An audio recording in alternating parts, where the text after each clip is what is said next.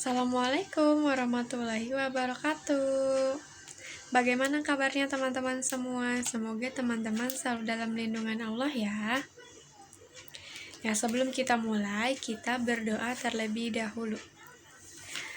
Doa sebelum belajar. Bismillahirrahmanirrahim. Rabbi zidni ilman warzuqni fahman. Ya Allah, tambahkanlah ilmu kepadaku dan berikanlah aku kefahaman. Amin. Terima kasih teman-teman yang sudah ikut berdoa. Ya, selanjutnya Ustazah izin menyampaikan aturan saat menyimak video.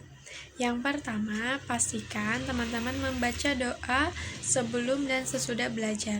Kemudian yang kedua, menyimak video dengan posisi nyaman. Yang ketiga, menyimak video dengan seksama. Apakah sudah siap? Nah, untuk materi fikih pada minggu ini, kita akan membahas pengulangan materi yang sudah disampaikan pada awal-awal pembelajaran, yaitu bab toharoh, jenis-jenis air. Nah, di sini jenis-jenis air dibagi menjadi dua, yaitu air suci dan air najis. Nah, untuk air suci diantaranya terdapat air mutlak, kedua air mustakmal, yang ketiga air yang tercampur benda suci. Nah, untuk air najis sendiri yaitu air yang tercampur najis dan merubah sifatnya. Nah, selanjutnya kita akan masuk ke pembahasan air suci. Di antaranya adalah air mutlak, yaitu air murni yang tidak berubah sifat-sifatnya. Sifat-sifatnya diantaranya bau, kemudian warna, dan rasa. Nah, air mutlak berasal dari sumber seperti pada gambar di bawah ini. Ya, yang pertama adalah hujan. Tentu hujan merupakan air mutlak karena hujan merupakan air murni yang tidak berubah sifatnya. Kemudian sumur. Kemudian yang ketiga ada air embun. Dan yang keempat ada air terjun. Ya, selanjutnya adalah air mustakmal, yaitu air yang berpindah dari anggota badan orang berwudu atau junub. Air mustakmal bersifat suci dan menyucikan. Nah, maksudnya atau contohnya seperti ketika teman-teman berwudu.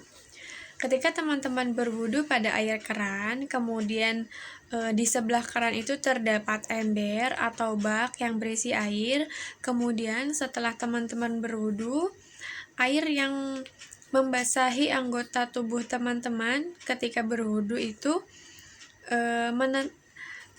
menetes pada bak tersebut yang berisi air. Nah, bak tersebut merupakan air mustakmal.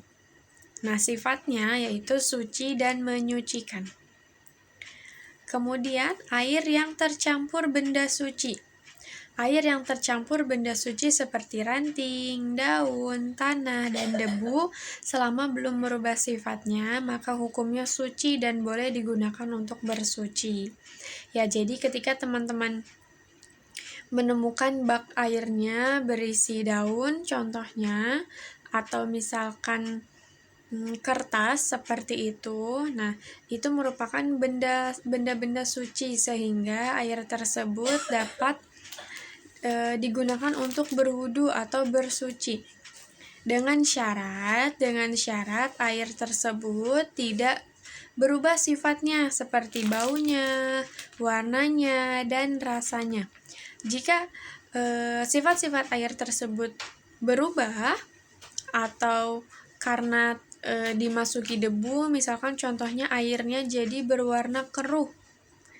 Nah, air tersebut meskipun debu merupakan benda suci tetapi sifatnya berubah, maka air tersebut dikatakan tidak dapat menyucikan karena sifatnya berubah. Kemudian air najis. Air yang tercampur benda najis seperti kotoran atau bangkai sehingga merubah salah satu sifatnya, baik warna, rasa, ataupun baunya. Air ini tidak boleh dipakai untuk bersuci. Ya, tentu sudah jelas ya teman-teman. Air yang tercampur najis, kemudian sifatnya berubah, itu tidak tidak dipakai atau tidak dibolehkan untuk bersuci, sehingga teman-teman boleh menggunakan air yang lain. Nah, kesimpulan dan ibroh pada pembelajaran ini, bab toharo ini kita mempelajari mengenai jenis-jenis air.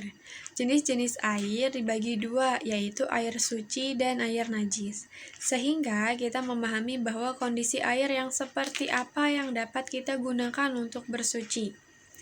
Nah, semoga dengan ini semakin menumbuhkan sikap dalam diri kita untuk bersungguh-sungguh menyempurnakan ibadah kita kepada Allah sesuai dengan tuntunan yang sudah dicontohkan oleh Rasulullah, sehingga kita bisa selamat dunia dan akhirat.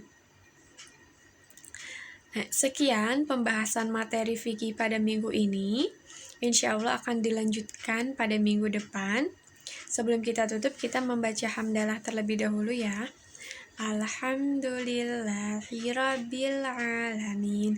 Segala puji bagi Allah, Tuhan semesta alam. Assalamualaikum warahmatullahi wabarakatuh. Terima kasih teman-teman.